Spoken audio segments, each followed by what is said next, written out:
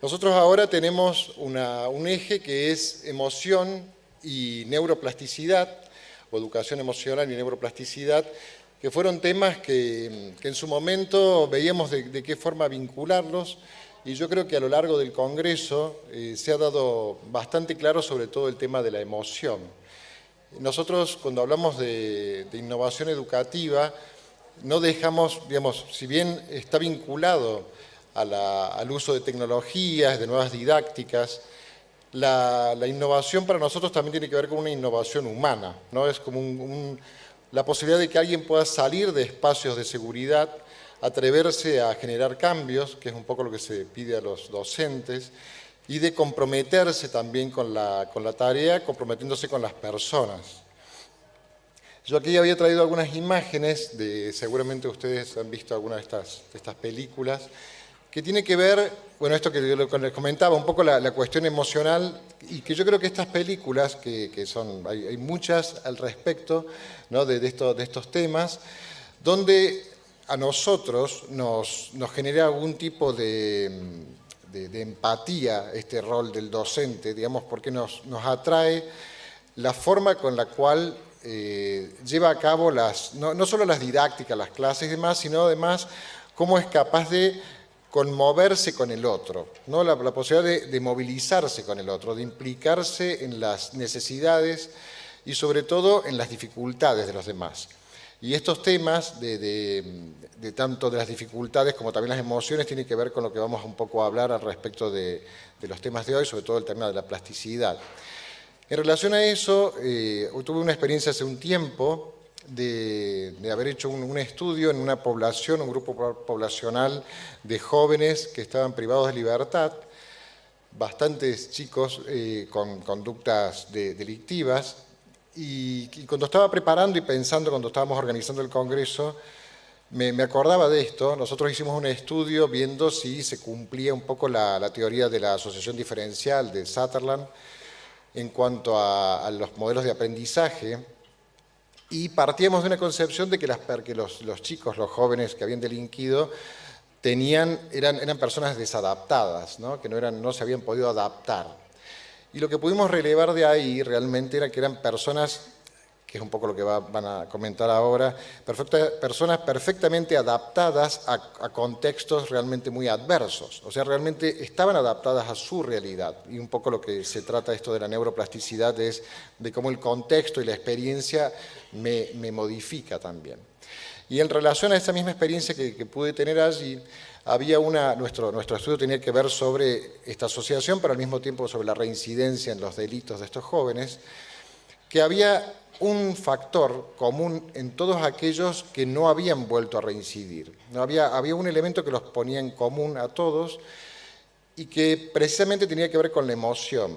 Lo que ellos rescataban es que había habido alguien en su historia vital que se había preocupado por ellos, ¿no? Que había alguien que había sido significativo, alguien que había creído en ellos, y eso que después se llama la teoría del desistimiento delictivo, creo que tiene mucho que ver con lo que vamos a también trabajar hoy y lo que importa en los espacios áulicos, en las clases, que es, digamos, por una parte, lo de involucrarse como docentes, de ser alguien realmente de valor en los espacios áulicos y de formación, y al mismo tiempo tener claridad para poder generar desafíos y contextos de aprendizaje donde las personas se pongan a prueba. No es no generar la facilidad ni tampoco la imposibilidad de resolver un problema, sino generar desafíos que puedan estar a la altura de quien los va a resolver.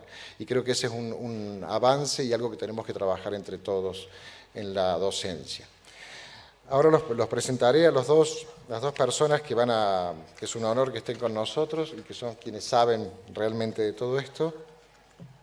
Por una parte, presento a Claudio Weisburg, que él es doctor, es egresado en la Facultad de Buenos Aires, en la UBA, con diploma de honor.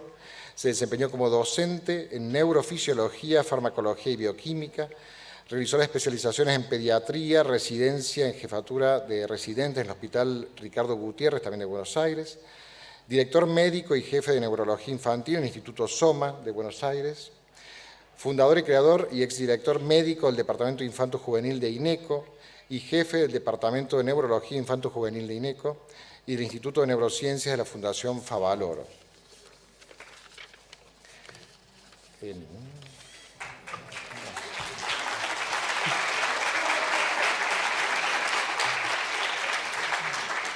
Está bien, se me había traspapelado el... Y por otra parte, a Leonardo Medrano, que es secretario de investigación de aquí de la universidad, que es doctor en psicología y que se ha desempeñado como docente tanto aquí en la Universidad Siglo XXI como también en la Universidad Nacional, en la Universidad Católica. Docente también invitado en la Universidad Complutense de Madrid, además de haber sido investigador en CONICET, y ha desarrollado diferentes investigaciones, sobre todo aquí en la universidad, bueno, también en la Universidad Nacional estuvo realizando investigaciones, pero aquí en la universidad las investigaciones que ha realizado Leonardo han estado muy vinculadas a los modelos de aprendizaje que tenemos en la universidad, con lo cual ha sido un insumo siempre para generar cambios y modificar algunos modelos educativos y de la modalidad virtual también. Así que, Claudio, si quieres pasar. Es un honor, la verdad que es un lugar, justo comentabas, un lugar muy lindo, el campus de esta universidad, y les agradezco a ustedes por estar acá hasta el final. Casi final, faltan cosas muy importantes. Bueno, la idea es que charlemos un poco cómo funciona el cerebro para hablar de neuroplasticidad. Lo importante cuando hablamos de neurodesarrollo, y para hablar de neuroplasticidad, a lo mejor tenemos que entender el concepto de neurodesarrollo, es el cerebro nace completamente inmaduro, es decir, que todo el crecimiento, desarrollo, toda la conformación de toda la corteza y todos los surcos, circunvoluciones que se van formando a lo largo de la vida, cuando nacemos están vacíos, así que depende todo del afuera. Entonces, ¿necesitamos genética? Sí. ¿Necesitamos estímulo? Sí. Necesitamos la combinación adecuada de un entorno enriquecido para que tanto cuando uno viene de fábrica con una genética adecuada o cuando viene con alguna genética con alguna problemática, pueda sacar la mejor versión de uno en cuanto al contexto que tiene. Entonces, cada uno de ustedes, en el rol que tengan como docente, como padre, como cuidador o como persona que estimula el cerebro que se está desarrollando, forma parte de la neuroarquitectura o de la conformación que el cerebro va a tener a lo largo del tiempo. Entonces, es muy importante en el concepto de neuroplasticidad esquematizar el cerebro como un músculo. Si uno se opera de un ligamento cruzado, de un menisco y tiene que inmovilizar su pierna derecha por 2 semanas, por 1 mes, por 2 meses, cuando se saca el yeso, la férula, ese músculo es más chico que el otro. El cerebro es igual. Y no hay etapas de la vida en la que el cerebro va a desarrollarse de una manera distinta.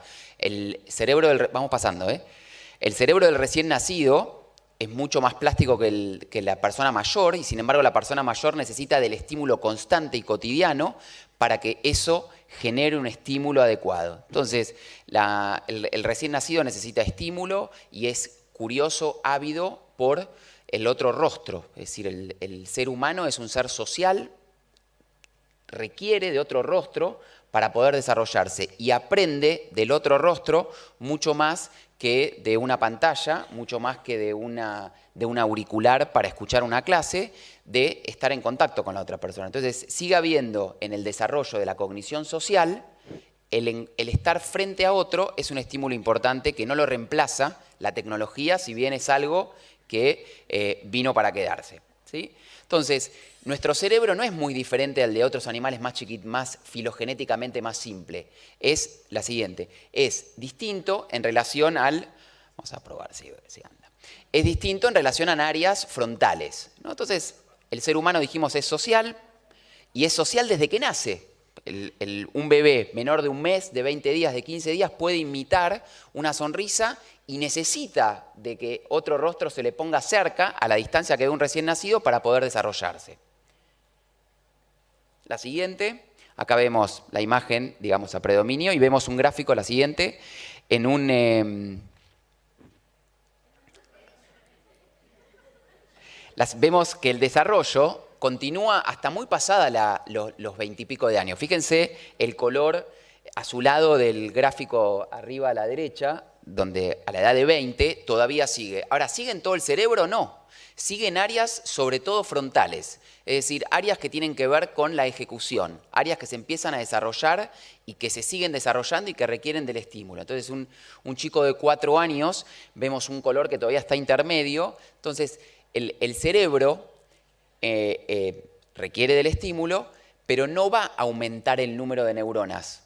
Es decir, neuroplasticidad, neurogénesis, habla más de crecimiento de interconexiones. No crecen la cantidad de neuronas. Es decir, el pediatra, el neuropediatra que va midiendo el perímetro cefálico, que vemos cómo crece en el gráfico de abajo a la izquierda, vamos midiendo cómo crece el cerebro. Y el cerebro no crece por el hueso, es lo que empuja adentro. Y lo de adentro no crece porque hay más neuronas, crece porque hay más interconexiones.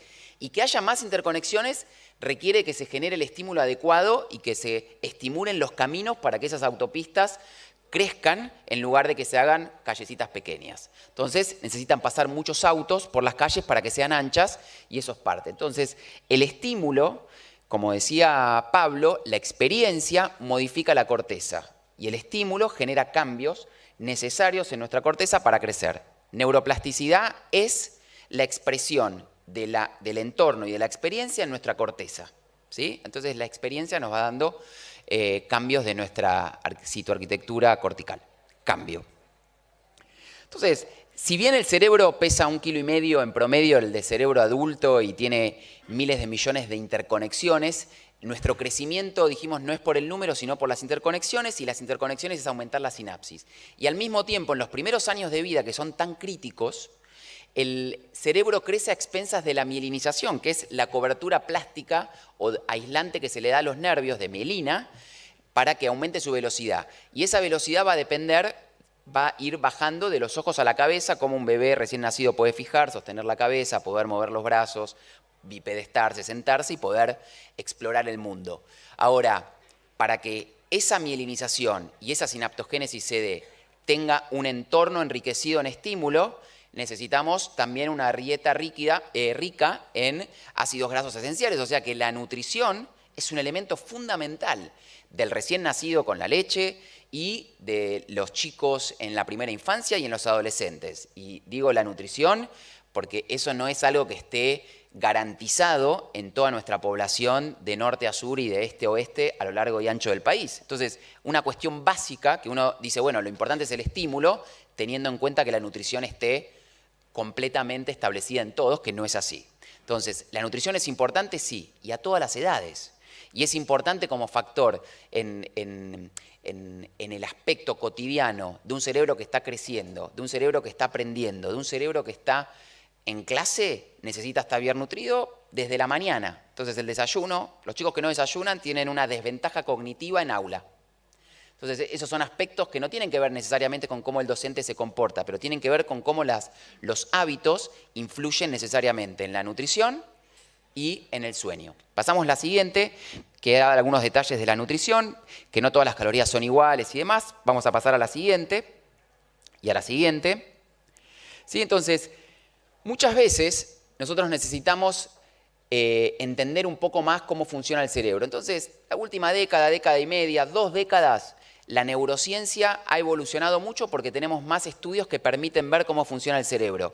Ahora, abajo vemos una fotito de cómo se activa el cerebro ante diferentes estímulos que motivan, ¿sí?, diferentes emociones en nuestro cerebro. Nosotros no necesitamos resonancia nuclear magnética funcional para hacer diagnósticos. Nos ayuda a entender mejor cómo funciona el cerebro, qué zona se activa, se prende la lucecita,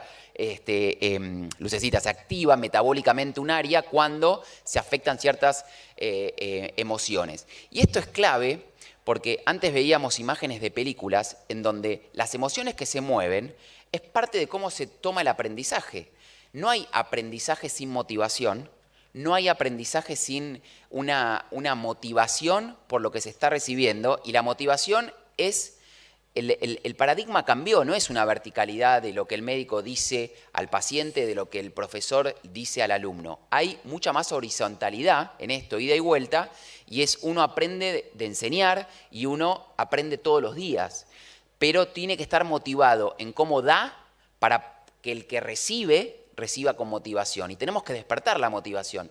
La motivación ayuda a la consolidación de la memoria. Y nosotros acá nos acordamos de cosas que pasaron, que nos afectaron y que impactaron porque vinieron de la mano de alguna emoción que se movilizó. La que no moviliza emoción no gasta mucha energía y pasa y entra y sale, como que esa frase de la abuela que entró por un oído y salió por el otro, es cuando no moviliza nada adentro.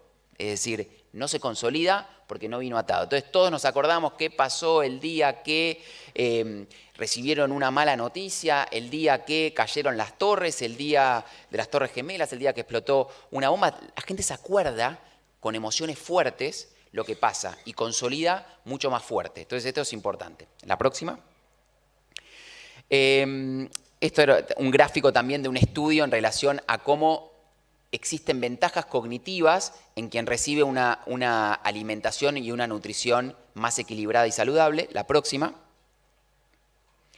Y siempre acá adelante, que decimos que esta área de adelante, frontal, es la que nos diferencia de otras especies más simples, es la que dirige todo, es el director ejecutivo y es la última que termina de mielinizar y de conformarse a los 20 largos, 30 cortos. Es decir, que tarda mucho en terminar de completarse y de madurar. Nunca dejamos de tener neuroplasticidad a todas las edades y dijimos que la persona grande necesita tanto estímulo y mantener en forma su cerebro para evitar que la pérdida natural que uno tiene en el ser humano con la edad, hacia la tercera edad, la persona grande, la persona que deja de trabajar, la que se jubila, necesita tener el cerebro en forma para seguir manteniéndolo, pensándolo como un músculo. Seguimos. Entonces, ¿cómo llevamos de una sinapsis, que es la unión de dos neuronas, una neurona presináptica, una neurona postsináptica, bolitas que vemos ahí que son los neurotransmisores que se liberan, los redondelitos son las vesículas, ¿cómo llevamos esto al aula? Es decir, que es como esto es demasiado químico y qué me importa en algún punto, pero uno dice, hay cosas que uno hace que tienen un impacto. Entonces, el primer concepto de que el aspecto neuroplástico de lo que nosotros hacemos modifica la corteza, lo vemos, a ver, la próxima. Fíjense este estudio con imagen neurofuncional, es decir, este chico con dislexia no activa, fíjense el gráfico, ¿tiene puntito esto? No.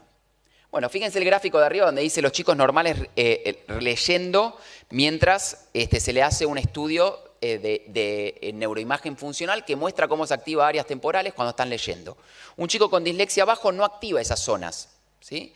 Pero fíjense cómo después de una intervención cambia áreas corticales en lugar del lado izquierdo del lado derecho, lo cual tiene cierta lógica, como decir, algo estructuralmente ahí no vino bien, pero cuando uno genera un estímulo adecuado para la problemática, es decir, a lo mejor hoy justo en el almuerzo hablábamos de la dislexia en general como un trastorno específico, cual si fuera el único, que no lo es, porque hay muchos trastornos específicos del aprendizaje. La dislexia está en la cabeza porque se conoce, pero es un trastorno de lectura o de lectoescritura, pero es un trastorno específico de varios del aprendizaje. Una intervención adecuada genera cambios en nuestra corteza cerebral.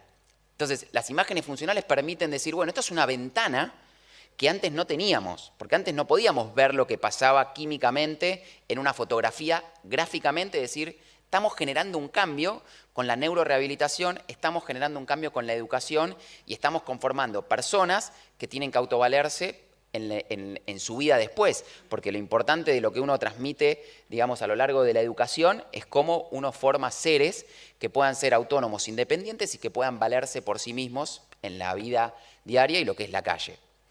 La próxima. Otras fotitos que muestran imágenes funcionales de cómo se activan cuando uno lee de una manera, de otra. La siguiente. Entonces, como la neuroeducación, que es el concepto en donde la neurociencia trata de llevar al aula conceptos que tengan que ver, como decir, bueno, uno sabe cómo funciona el cerebro, cómo se desarrolla y cómo actuar a diferentes edades y qué es lo que mejor entra. Es decir, si yo quiero estar en un nivel inicial permaneciendo por más de 5 minutos en una actividad, no voy a lograr mucho resultado. Ahora, si yo a ese tiempo le aporto una apoyatura, es decir, todos los libritos de jardín tienen mucho gráfico porque la imagen visual entra mucho más fuerte al cerebro que lo que escuchan. Entonces, todas las consignas que no tienen un refuerzo visual muchas veces son difíciles en nivel inicial.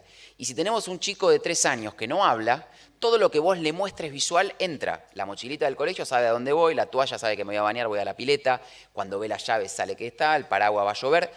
El elemento visual es clave porque igual se asocia en el cerebro en la misma zona de lo que escuchás, pero lo que ves es importante. Y eso también es el ejemplo, ¿no? Es decir, no voy a hablar mucho en relación a los ejemplos de los adultos con la tecnología, con los chicos, para poner límites cuando ellos no le muestran. Es decir, el adulto y el padre predica con el ejemplo, no con lo que dice, sino con lo que hace. Entonces, cuando uno se va desarrollando, toma mucho de lo que ve, no de lo que escucha, que le dicen que hay que, si uno no lo hace.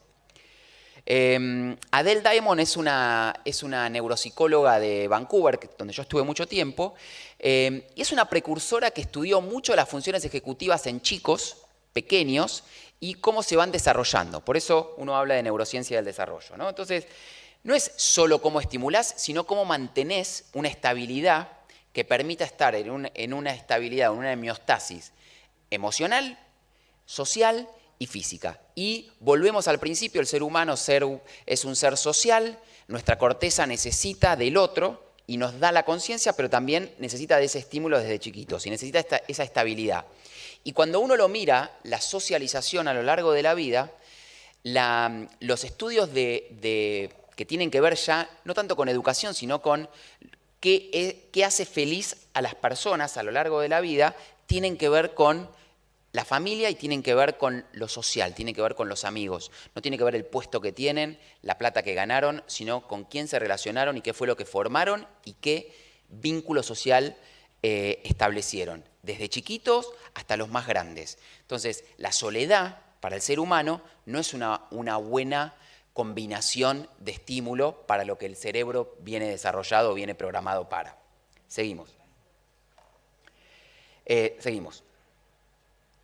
Entonces, neuroeducación. Nosotros tenemos que tener en cuenta de que el cerebro, que tenemos en la imagen que va la flechita hacia la educación, está en íntima relación con las emociones y con lo que va pasando. Entonces, alguien que no está en una zona de confort, en un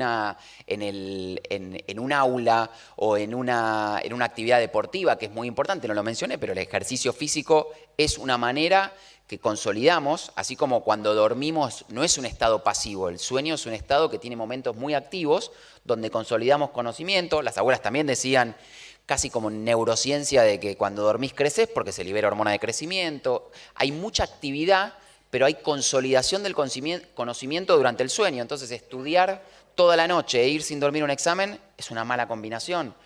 Estudiemos 10% menos y durmamos 20% más y sepamos mejor lo que estudiamos y no ser menos eficiente en un 100%, sino ser eficiente en un porcentaje menor, pero mejor consolidado. Para eso necesitamos dormir. Entonces, el sueño consolida conocimiento.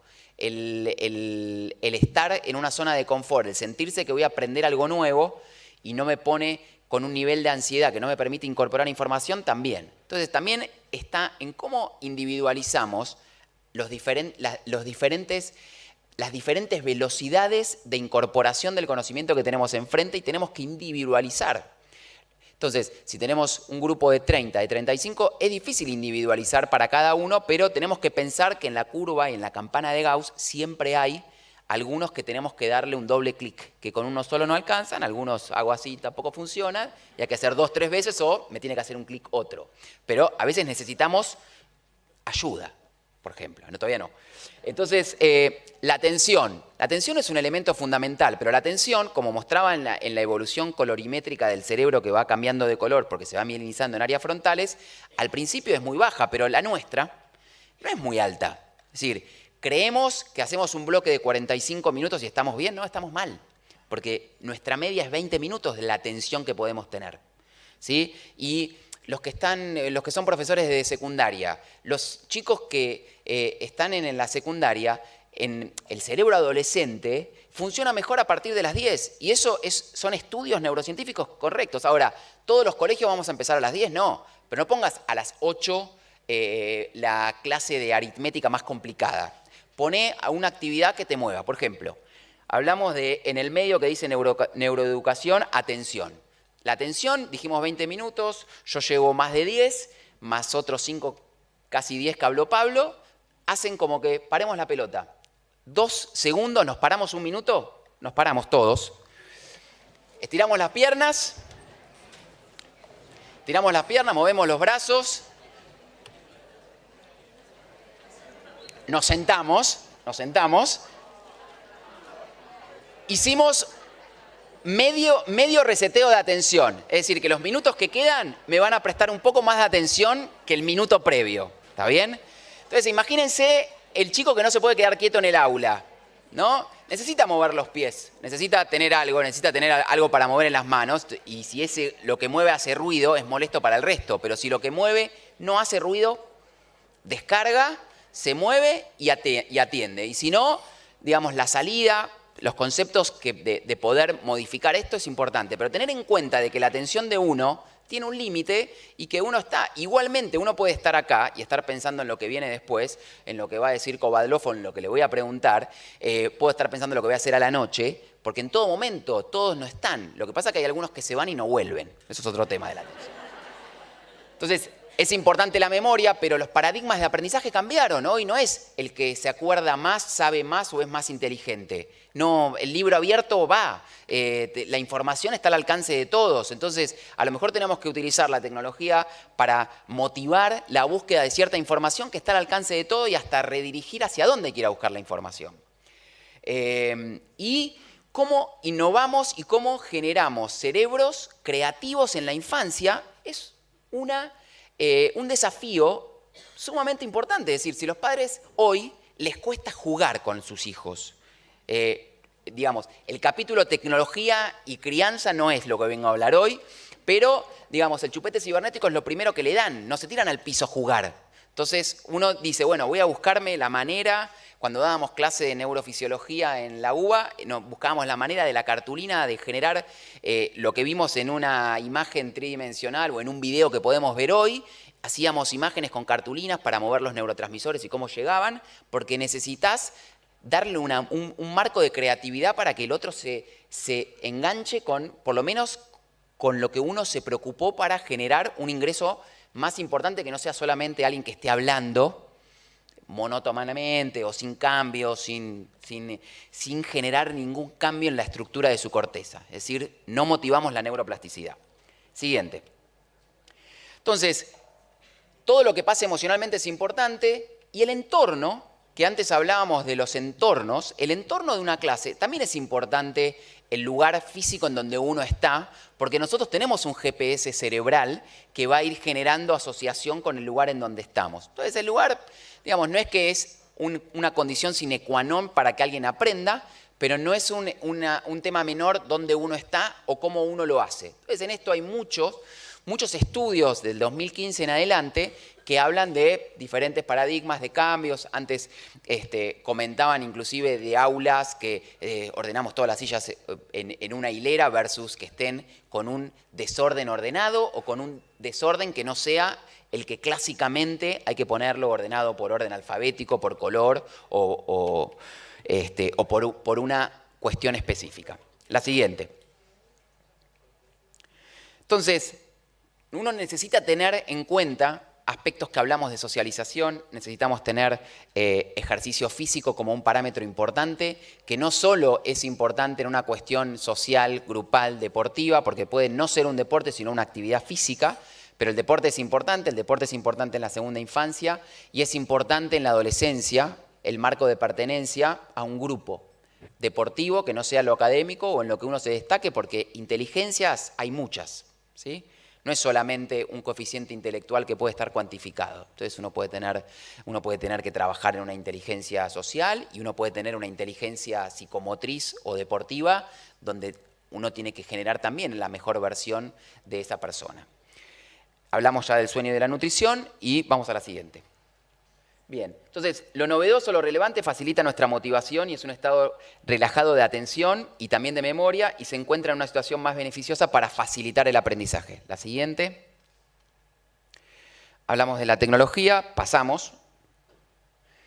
Entonces uno la tiene que usar de forma, uno no tiene que abusar y uno la tiene que usar también de una manera inteligente a la tecnología y también la usamos en rehabilitación y también la usamos en innovación y también generamos aspectos que tengan que ir y uno tiene que ir de la mano y no puede quedarse atrás de cómo viene avanzando el mundo afuera del colegio.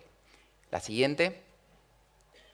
Sí cambian paradigmas, ¿no? También en la relación escuela-padres, cómo era antes y cómo antes se trataba, digamos, los problemas dentro del aula versus cómo se tratan hoy, evidenciado, digamos, en situaciones escolares más o menos cotidianas y algunas que escalan mucho más en violencia que un par de décadas atrás tampoco se veía para con los docentes. La siguiente. Bueno, el tema de la tecnología dentro del aula es un capítulo aparte. Siguiente. Y todos los cambios generacionales en donde uno tiene que tener en cuenta que las generaciones que hoy están en primaria, que están terminando la secundaria, no son las mismas que cuando uno a lo mejor fue docente hace algunas décadas atrás, ni las mismas que la que uno fue cuando fue chico, y tienen otras velocidades, tienen otros intereses y tienen otras formas en las que tenemos que motivar y estimular esa neuroplasticidad. Siguiente. Siguiente, nacen distintas zetas, demás. Entonces, la neurociencia cognitiva ayuda a la educación y la educación no se restringe solamente al entorno escolar, es mucho más que eso y estamos, lo que decía antes, de cómo estamos formando futuros ciudadanos y personas de bien fuera del colegio también. La siguiente. Es importante para quien charla también aprender a cómo aprender y todo el aspecto socioemocional es todo un aprendizaje. Siguiente.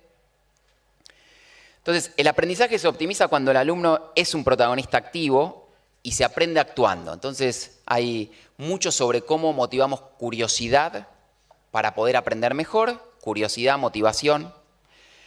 La siguiente. Siguiente. Entonces, ¿necesitamos docentes que preparen a los niños para afrontar nuevos retos? Sí. Ser capaz de transformar el cerebro de los alumnos y ser los propios neuroarquitectos de o ser parte activos de la neuroplasticidad, tanto física como químicamente, de la misma manera que un escultor puede ser capaz de crear una figura tan bella como el David, es tan importante como uno va creando parte y forma parte de cómo estamos conformando la arquitectura cerebral. La siguiente. Si sabemos cómo aprendemos, vamos a poder mejorar la función y servir de ayuda para ser más efectivos, creativos, innovadores y eficientes con nuestra enseñanza. La siguiente. Uy, qué cero veo ahí. Entonces, la neurociencia en el ámbito de la enseñanza siempre hay que atender diversidad, singularidad e individualidad de cada chico que tenemos enfrente. La siguiente. Entonces, dos comentarios finales. Para que tengáis las mismas oportunidades, haremos una prueba para que todos puedan estar en mismas condiciones. Trepen el árbol. Y otra que, la siguiente, la diferencia de lo que uno puede hacer modificando piezas con lo mismo que contamos. Es decir, con las mismas herramientas que uno cuenta, uno puede hacer diferentes formas de enseñar. Y hay una más, pero terminé. Bueno, yo voy a hacer un poco de un recorte, ¿sí? También por una cuestión de limitación de tiempo, que si bien estuvimos hablando con el tema de la neuroplasticidad, y algo que estuvo explicando Claudio tiene que ver con un componente, habló de la nutrición, habló de lo importante que es la estimulación social, entre otros factores. Yo quería hacer más hincapié en el componente más emocional. Y un poco partir de esta pregunta que dice, bueno, ¿es necesaria una educación emocional? ¿Sí? Algo que siempre me surge a mí la pregunta es, ¿qué sería un mal educado emocionalmente? ¿Sí? ¿Qué es una emoción mala? ¿Sí? Y este es el primer mito que es importante hablar. En general no hay emociones buenas y malas, ¿sí? Si bien usamos la palabra emociones positivas y emociones negativas, más que todo es para referirnos al valor hedónico de una emoción. ¿Sí? Es el sentido original de la palabra. ¿Qué significa valor hedónico? Que hay emociones agradables y hay emociones desagradables. ¿Sí? Ahora, que una emoción sea desagradable no significa que sea una emoción mala. ¿Sí? El componente malo, si se quiere, o disfuncional, le decimos nosotros, no tiene que ver con la emoción en sí, sino con la intensidad y la cronicidad de un estado emocional. ¿Sí? Y ese es el punto que hablamos, porque en realidad lo que puede afectar, sí, entre otros factores que ya vamos a ver, por ejemplo, la neuroplasticidad, tiene que ver con la intensidad y la cronicidad con la que experimentamos algunos estados emocionales. ¿Sí? Es decir, no tiene nada de malo estar triste, no tiene nada de malo tener miedo, no tiene nada de malo enojarse. ¿Sí? De hecho, es indispensable que experimentemos esas emociones para tener un buen funcionamiento psicosocial y es imprescindible que aprendamos a tolerar esos estados emocionales también. ¿Sí? Lo digo porque también hay como una especie de tiranía de la felicidad, o sea, como que todo el tiempo tenés que estar contento, todo el tiempo tenés que estar divertido, todo el tiempo tenés que estar bien, y eso tampoco es saludable. ¿Sí? Está bien experimentar emociones displacenteras. Lo malo es experimentarlas con mucha intensidad y de forma muy frecuente. Si yo solamente, cuando estoy en un aula o en mi vida cotidiana, experimento en la mayor parte del tiempo emociones displacenteras, entonces ahí sí estamos hablando de que eso puede derivar algunos tipos de problemas. ¿Sí? Vamos a hablar un poquitito de eso y vamos a ver qué tiene para aportar la neurociencia y la psicología en esto. ¿Sí? Vamos a hablar primero de... ¿se estresaron alguna vez? ¿Les pasó de estar estresados? ¿Sí? ¿Y ustedes saben qué les pasa en el cerebro cuando están estresados? Ajá, vamos a hablar un poquitito de eso. ¿Sí? Generalmente cuando tenemos estados emocionales muy intensos y muy crónicos, sobre todo displacenteros, se suele dar una denominación que es la de distrés. ¿Sí? ¿Qué pasa cuando estamos estresados en el cerebro? Bueno, hay una región del cerebro, ¿sí? Que aparece ahí donde dice 1, que se llama hipotálamo, que manda una señal a otra región del cerebro, que es la hipófisis, ¿sí? Que está ahí las dos, para que mande otra señal a las glándulas adrenales que están ahí arriba de los riñones, para que manden una sustancia que se llama cortisol. Me estoy circunscribiendo en una sola hormona. ¿Sí? Hay mucho más cambio, pero lo vamos a simplificar un poco. Para que mande una sustancia que se llama cortisol, por el corriente sanguíneo a todo el cuerpo. ¿Sí? Ese cortisol te da una energía extra. ¿Sí? Vos cuando te estresás cuando tenés demandas que superan tus recursos. ¿Sí? Entonces vos necesitas como un extra de energía para poder estirar tus recursos y responder a esas demandas que tenés. ¿Sí? Ahora, esa hormona está pensada para una situación de estrés agudo. Vos tenés un problema, cuerpo larga cortisol, tenés un extra de energía, podés responder mejor a esa situación y después tenés una fase de recuperación. ¿Estamos hasta acá? ¿Sí? Fantástico. Ahora, ¿qué pasa si largamos cortisol, cortisol, cortisol, cortisol? Bueno, empieza a haber muchos problemas. Uno de los primeros problemas, ahí ya estamos hablando de una situación de estrés crónico o de distrés crónico. ¿Sí? Una de las primeras consecuencias es que esa sustancia empieza a generar neurotoxicidad. ¿Sí? Y una de las primeras áreas que empieza a afectar es una área que Claudio comentó mucho, que es el área prefrontal. ¿Sí? De hecho, ustedes van a empezar a notar algunos síntomas cuando están estresados de forma crónica. Por ejemplo, el área prefrontal, para que se den una idea, una de las funciones que tiene es la del control inhibitorio. ¿Sí? Es lo que te dice, para. ¿Sí? Una de las primeras señales, la gente te empieza a decir, estoy sin filtro. Te empieza a decir, ¿viste? Como está estresada. ¿Sí? Como que estoy largando todo, no me importa nada, dice.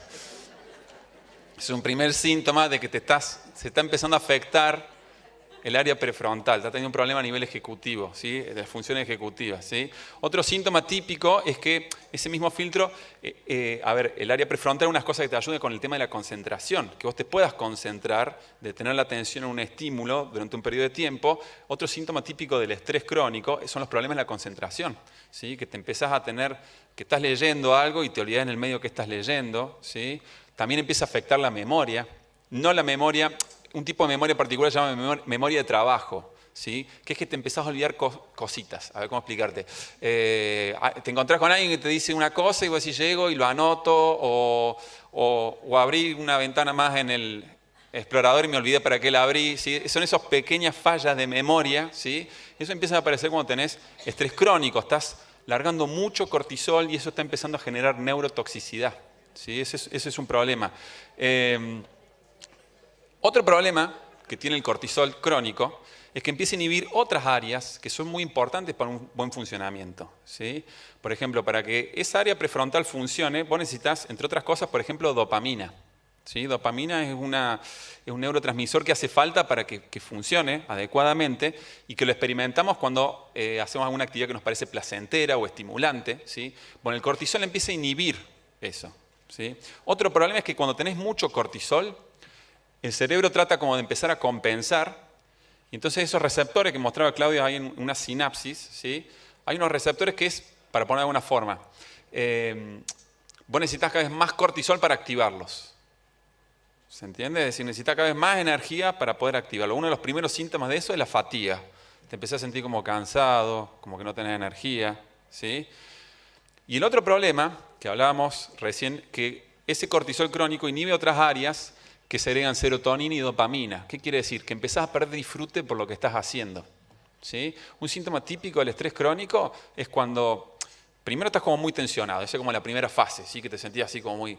Pero después que ya estás así mucho tiempo, empezás a tener síntomas de agotamiento, te empezás a cansar y si seguís estresado, empezás a tener síntomas de cinismo, ¿sí? Cinismo es cuando empezás a sentir que ya no te importa nada, ¿se entiende? O sea, se podría decir de otra forma, pero no importa, ¿sí? Cuando ya todo te importa nada, ¿sí? Me da lo mismo si lo estoy haciendo bien, si lo estoy haciendo mal, me lo quiero sacar de encima, ¿sí?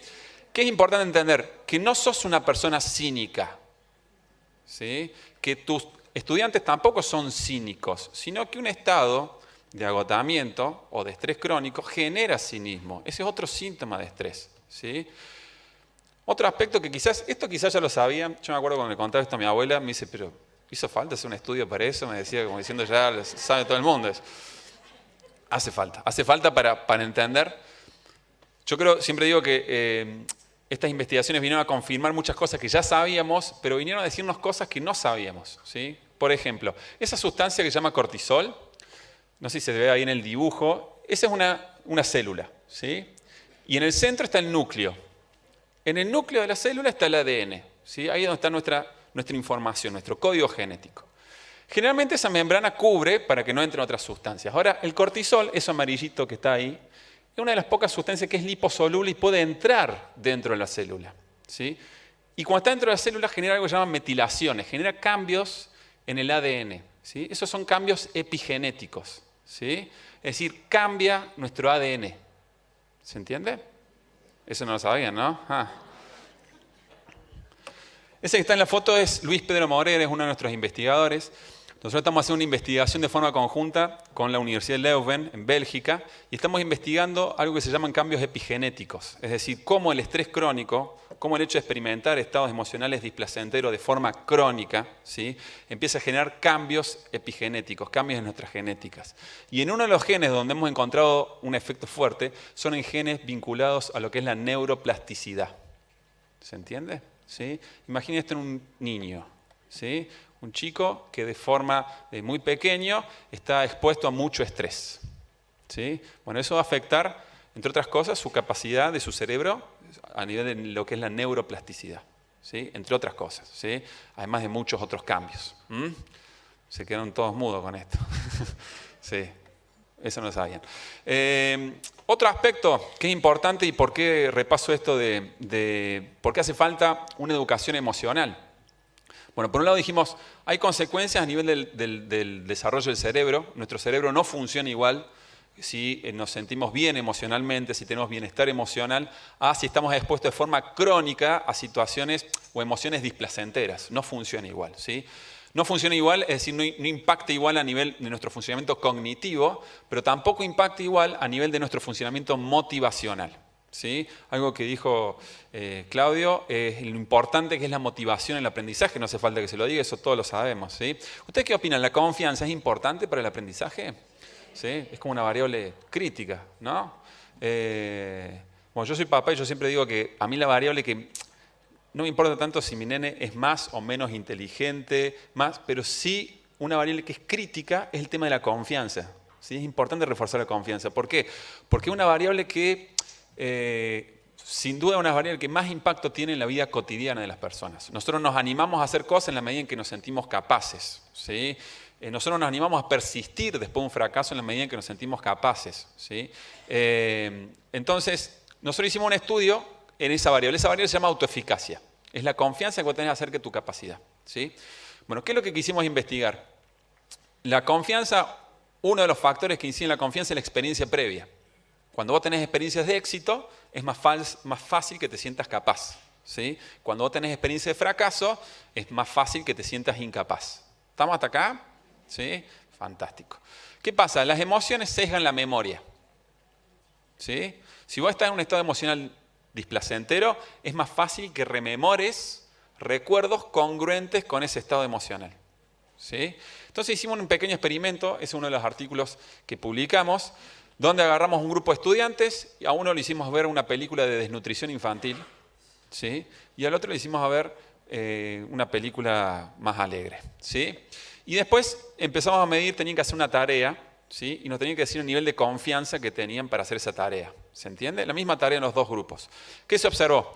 Que el grupo que había visto la película de nutrición infantil, en ese estado emocional tenía menos confianza, ¿sí? Fíjense que solamente manipulando una variable que tiene que ver con tu estado emocional, te disminuye la confianza, incluso en un tema que no tiene nada que ver con la película que vos viste, ¿sí? Esto no pasa solamente con la confianza, este es otro estudio que hicimos, también con un experimento semejante, que es con el autoconcepto, que es la visión que vos tenés de vos mismo. En general, ¿qué hicimos? El mismo efecto. Inducimos un estado emocional, alegre y otro más displacentero, y le pedimos a la persona que dijeran palabras que las autodescribieran, ¿sí? El grupo que estaba en un estado emocional displacentero es una técnica que se llama redes semánticas, no importa. Lo importante es que el grupo que está en un estado emocional displacentero tenía una visión más negativa de sí mismo. ¿Se entiende hasta acá? A ver, lo voy a poner más en criollo. ¿Les pasó alguna vez que sintieron como que de golpe, que vos sentís como que está todo mal en tu vida? Así de golpe, ¿viste? Que de golpe está mal tu trabajo, está mal tu pareja, está mal todo, está todo mal, ¿sí? Y vos decís, ¿cómo cambió mi vida en una hora? Porque hace una hora no me sentía así, ¿sí? Bueno, ese cambio, ¿sí? Tiene que ver habla más de tu estado emocional que de lo que está pasando realmente en tu vida, ¿se entiende? Lo que pasa es que tu estado emocional está filtrando tus recuerdos, ¿sí? Y en ese momento, cuando vos tenés que hacer juicios cognitivos para decir cómo te estás sintiendo, todo lo que se te viene a la cabeza son acontecimientos más congruentes con tu estado emocional, más negativo, ¿sí? Es como cuando estás enojado con alguien, viste que estás discutiendo con alguien y todo lo que se te viene a la cabeza en ese momento son todas cosas que esa persona hizo mal, ¿sí? No se te viene a la cabeza cosas que pudieran bajar el enojo, no, ¿sí? El cerebro se condiciona para eso, ¿sí? Hasta tal punto es tan importante esto del estado emocional que, por ejemplo, en muchos casos suele generar sentimientos de desesperanza, ¿sí? Cuando vos estás en un estado emocional negativo muy intenso, se sesga tanto la memoria que caes en un cuadro de desesperanza, que empezás a sentir que nada tiene sentido, ¿sí? Incluso, en un estudio que ha llevado a cabo uno de nuestros investigadores, Ezequiel Flores Canter, se ha visto que es un predictor de ideación suicida en adolescentes, ¿sí? Para que nos demos cuenta de la importancia que tiene esto, ¿sí? Entonces, ¿por qué lo digo? Porque muchas veces cuando hablamos de educación emocional, yo siempre cuento, yo cuando entré en el CONICET, mi primer proyecto de investigación era sobre emociones positivas, ¿sí? Imagínense el bullying que me hicieron en el CONICET cuando yo presenté como tema de investigación emociones positivas, porque no suena un tema científico, no suena un tema serio, ¿sí? Y lo que vemos es un tema que tiene mucha importancia, ¿sí? Es mucho impacto, no solamente en cómo aprende una persona, sino también en lo que es su salud y su calidad de vida en general, ¿sí? Entonces es un tema de mucha importancia. Si nosotros no tenemos un bienestar emocional, eso nos va a impactar primero a nivel cognitivo, no vamos a tener un cerebro bien preparado para un buen prefrontal, ¿sí? Y tampoco nos va a ayudar a nivel motivacional. Va a ser muy difícil que nos sintamos con la energía como para afrontar desafíos, ¿sí? Entonces, simplemente hago una invitación antes del cierre. Esta es la página web de acá del asilo. Hay un espacio que se llama Ateneo 21, ¿sí? En ese espacio ustedes pueden entrar. Ahí tienen un repositorio, ¿sí? Y si ustedes hacen clic en ese repositorio, pueden acceder a las investigaciones que hacemos acá desde la universidad. Ahí tienen muchas de las investigaciones que les estuve contando, las tienen ahí subidas. Entonces pueden entrar para explorar un poquitito más de lo que está pasando, ¿sí? Simplemente para cerrar, ¿por qué hace falta una educación emocional? Bueno, ¿vieron esa parte que les mostraba Claudio del cerebro? Que dice, bueno, hay una parte prefrontal que es la última que se desarrolla. Bueno, esa parte es la que está más implicada en la regulación emocional, ¿sí? Y esa parte es la última que se desarrolla. Y hace falta mucha estimulación para desarrollar esa parte, ¿sí? Y no solamente a nivel nutricional, ¿sí? Sino también un cuidado a nivel emocional para que se pueda desarrollar esa área del cerebro, ¿sí? Entonces, ¿hace falta una educación emocional? Sí. No venimos equipados genéticamente para poder regular nuestras emociones, ¿sí? Se requiere de procesos elaborativos. Se requiere de un trabajo consciente para aprender a regular esos estados emocionales, ¿sí? Entonces, eso es uno de los puntos que nos lleva a señalar que por todos estos motivos es crucial una educación emocional, ¿sí? Bueno, muchas gracias. Con relación a lo que habías presentado, Claudio, que tenía que ver con qué pasó como de largo, que era lo de la tecnología, ¿no? ¿Cómo impacta esto? Porque aparte al principio también estabas hablando acerca de nuestro desarrollo, de la imitación del adulto, ¿no? El aprendizaje por reflejo, por imitación. ¿Qué pasa con este uso de la tecnología que en las redes sociales, sobre todo con los adolescentes, prácticamente no hay un otro presente, digamos, hay un otro simbólico, de alguna forma con emoticones, ¿no? Como que no tenemos aprobación y desaprobación, pero ¿cómo me construyo yo como ser social, en este cerebro social, en este uso de la tecnología? Bueno, el uso de la tecnología y en realidad lo que tiene que ver con la tecnología en el desarrollo inicial es muy importante limitar. Es decir, hoy hay estudios que dicen no exponer a menores de 2 años a pantallas per se como estímulo, sino lo que tiene que ver con el desarrollo social y después ir limitando.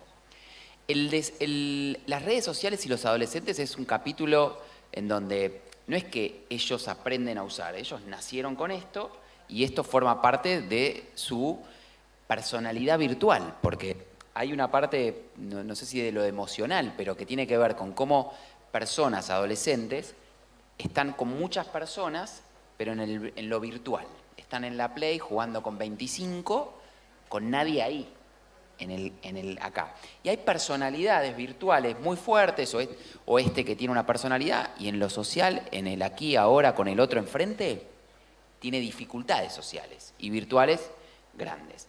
Entonces, hoy, y además, la exposición es un arma muy en charlas con estudiantes de años avanzados de secundaria. Uno dice, ustedes con el celular y las redes tienen un arma donde pueden generar, porque antes había un problema bullying, había un problema que le hacían algo a alguien con un grupo. Ahora le hacen ese algo, hay otro que lo filma, que es tan culpable como el que hace, y hay otro que lo sube, o el mismo, y eso se genera una situación donde no hay una vuelta atrás de una situación en donde se generan situaciones virales de exposiciones corporales o de situaciones violentas, en donde tiene un impacto muy negativo. Entonces, tiene que haber en las casas, en las familias, mucha comunicación en torno a esto, porque también las redes favorecen adicciones, puede tener uno tecnoadicción, adicción a la tecnología, dependiente por completo. Entonces, uno fomenta desde la casa comer sentados sin el celular, desde el adulto hacia el chico, no que yo le digo y yo lo uso. Entonces, fomentar momentos de comunicación. Y la comunicación, en contra, digamos, de todo lo que tiene que ver con la tecnología, con las redes, con que coman solos en lugar de comer en familia y demás, porque están haciendo, porque no vienen, también disminuye la probabilidad de actos que tengan que ver con adicciones en adolescentes. Entonces es muy importante cómo uno limita y cómo uno tiene terreno y fomenta personalidades que no sean solo virtuales. La tecnología no es un enemigo, es un aliado en todo aspecto y es algo que vino para quedarse. Entonces uno tiene que usarlo de manera efectiva, eficiente y en ciertas edades limitada. Excelente, muchas gracias. Y Leo, con respecto a lo que hablabas que nos va preocupando el cortisol y demás, situaciones de estrés, como tensionante, te pregunto en relación a la formación de los docentes, ¿no? De si se puede, digamos, como docentes podemos educarnos emocionalmente, porque, digamos, porque también se me genera un dilema, por eso desisto de las preguntas, porque, digamos, tiempo atrás la educación estaba dada por, el concepto era la vocación, ¿no? Como que había una entrega de alguien, y de hecho los inicios de la educación era gente que sabía algún tema y tenía el tiempo y la dedicación, no había esta profesionalización. Y cada vez más vamos hacia la profesionalización de la educación.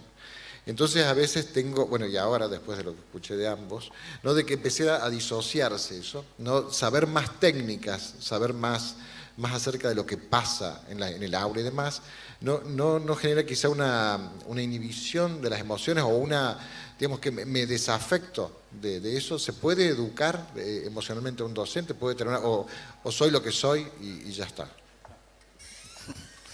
Bueno. Disculpa con la pregunta. Sí. Vamos por parte porque... bueno, yo creo que el primer aspecto importante para señalar es que cada vez se está tomando más conciencia, no solamente el papel que tienen las emociones, que esto es algo que los docentes hace años vienen trabajando, no solamente los docentes, sino todas las personas. Cada vez tomamos más conciencia del rol que tienen los procesos emocionales y sobre todo de la complejidad que tiene gestionar los estados emocionales, ¿sí? Yo siempre planteo que es muy difícil ayudar a alguien a regular o tener la responsabilidad de regular emocionalmente a otra persona cuando yo tampoco dispongo de herramientas para regularme a mí. Es muy difícil, ¿sí? Y prueba de eso es que cada vez más organismos, pongo por ejemplo la OCDE, ¿sí? Todos deben conocer las mediciones PISA, ¿sí? Las mediciones PISA se centran históricamente en lo que es rendimiento en básicamente 3 asignaturas que son matemática, lengua y ciencias, ¿sí? Bueno, desde el año pasado la OCDE ha tomado otro indicador que tiene que ver con el componente, lo que llaman competencias socioemocionales, ¿sí? Se está viendo que es muy importante porque además es una competencia que se cree que es una competencia clave para el futuro también, ¿sí? De alguna forma estamos educando a personas para un entorno que no sabemos qué características va a tener, ¿sí? Pero lo que sí sabemos es que va a tener que disponer de competencias socioemocionales para poder afrontar esos cambios, ¿sí? Y yo creo que es clave disponer herramientas, ¿sí? A los docentes, ¿sí? Para que puedan hacerlo. Lo que sí me parece que lo problemático es que sí exigimos eso, pero no damos muchas herramientas para hacerlo, ¿se entiende? Y es un tema que es mucho más complejo de lo que parece. Suena muy naif el tema de las emociones, suena que es muy simple, pero bueno, como estuvimos viendo a lo largo de la presentación, es un tema muy complejo para trabajar. Y lo otro sería cómo engañas a tu corteza prefrontal cuando el docente está estresado y tiene toda la liberación endocrinológica que vos mencionás, cómo hace como un actor a salir a escena. Absolutamente. Entonces es otro desafío u otra vez es otra charla. Tal vez. La disociación instrumental. Bueno, excelente. Muchísimas gracias a ambos. Bueno, muchas gracias a todos.